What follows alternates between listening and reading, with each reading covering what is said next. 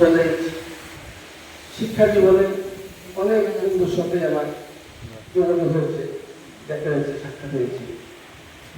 অনেকেই রাজশাহীতে আছে, অনেকে রাজশাহীর বাইরে আছে, কেউ দেশেরও বাইরে আছে। সকলের সাথে যোগাযোগ হয়। আমাদের নিজ নিজ কর্মব্যস্ততার কারণে হয়তো আমরা একত্রিত হওয়াটা আমাদের জন্য খুব কষ্টসাধ্য হয়ে পড়ে। এখন সবচেয়ে বড় বর্তমান পরিস্থিতিতে দুষ্কর একটা কাজ, যে 50 জন মানুষকে একত্রিত করা, এটা খুবই দুষ্কর একটা কাজ। কারণ সকলেই ব্যস্ত, সকলে নিজ নিজ কর্ম, তার জীবিকা নির্ভর করা নিয়ে, সাংসারিক ব্যস্ততা করতে দিয়ে, ফ্যামিলির ব্যস্ততার মধ্যে দিয়ে সকলে ব্যস্ত থাকে। সে কারণে অনেকেরই আসার কথা ছিল, হয়তো আসতে পারে না। আমাকে জানিয়েছে তারা, শোনো বুঝতো আমি আছি তোদের সাথে, তুই চালায় যা, অসুবিধা নেই। যারা এখানে আমার এই আহ্বানে সাড়া দিয়ে সশরীরে হাজির হয়েছে, তাদের প্রতি আমার হইল অতিরিক্ত ভালোবাসা। আমি জানি আমার একটা পূর্বের রাজনৈতিক একটা ইতিহাস আছে পারিবারিকভাবে। আমার বাবা একজন জনপ্রতিনিধি ছিল, আমার ভাইও রাজনীতির মধ্যে সক্রিয় ছিল। সে যখন চাকরি করে তখন তার রাজনৈতিক সীমাবদ্ধতাটা অনেকটা সক্রিয় থেকে ক্রমশ করতে করতে একবারে নিষ্ক্রিয় হয়ে গিয়েছিল। কিন্তু আমার বাবার ইচ্ছা, আমার ভাইয়ের ইচ্ছা, কেউ কোনোদিন রাজনীতিতে আমাকে কোনোদিন নিষেধ করে নেয় বা কোনো প্রতিবন্ধকতামূলক কোনো উৎসাহিতমূলক কোনো কথা বলে।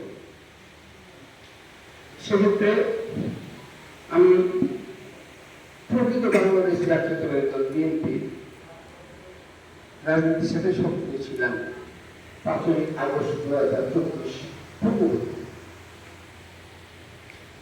কিন্তু আমি যখন দেখলাম 5ই আগস্টের পরে সারা দেশের পরিস্থিতি, যেহেতু রাজনৈতিক কর্মী হিসেবে রাজনীতি বিষয়ে চর্চা করি, সেহেতু সেই আমার দৃষ্টিভঙ্গি বা দেশের পরিস্থিতি আমার ব্যক্তিগতভাবে মনে হয়েছে যে আমার একটু প্ল্যাটফর্মটা চেঞ্জ করাটা প্রয়োজন।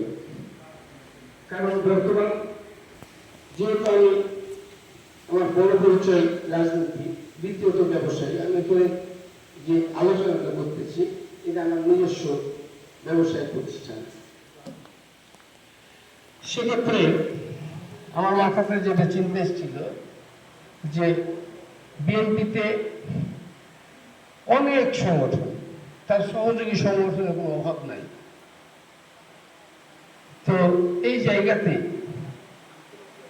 আমার রাজনৈতিকভাবে পারফর্ম করার জন্য আমার সেই ধরনের খুব একটা পজিটিভলি মনে হয়নি যে ওখানে থাকাটা প্রয়োজন।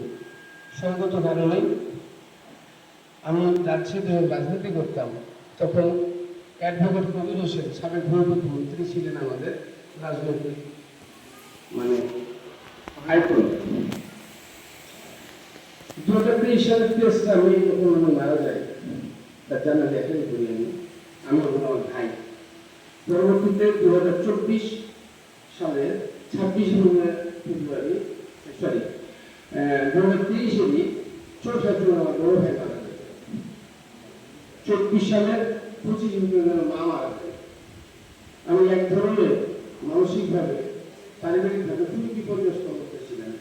5ই আগস্ট আমাকে অনেকটা উজ্জীবিত করেছে এবং পারিবারিকভাবে স্বজনদের হাতে আমি শক্তিতে রূপান্তরিত করতে সক্ষম হয়েছি বলে আমার কাছে মনে হয়েছে। আমি যখন অ্যাডভোকেট কমিশনের ছেলের সঙ্গে বসি যে এখনকার আমাদের রাজনৈতিক নির্দেশনা কে দিবে, এই রাজনৈতিক নেতৃত্ব কে দিবে, তো সে আমাকে উত্তর দিয়েছিল যে ডাক্তার ভাই বলে আমি বিএনপি। আমি ডাক্তার 1 মিনিট চুপ করে গেছিলাম যে কথাটা কিন্তু অসত্য বলে না। সে অ্যাডভোকেট কমিশনের ছেলে ছাড়া তার দলীয় কোনো পরিচয় নেই। যেসব ওয়ার্ডের অমক, কি থানার অমক, কি জেলার অমক, কি মহানগরের অমক, এই ধরনের আসলে কিন্তু তার কোনো পদ পদবি নাই।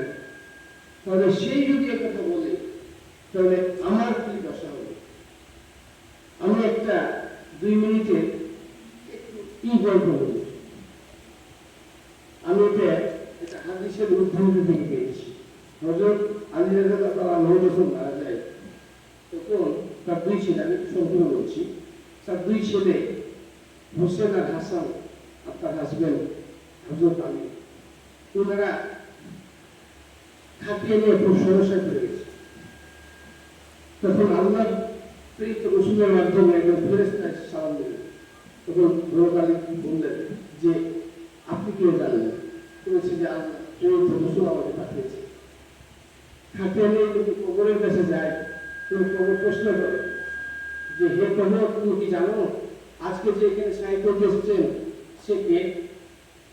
কবরের কোনো জবাব নাই। তারপরে দ্বিতীয়বার বলে যে হে কবর, তুমি কি জানো আজকে যিনি সাহিত্য এসেছেন তিনি বিবি ফাতেমা রাদিয়াল্লাহু তাআলা আনহা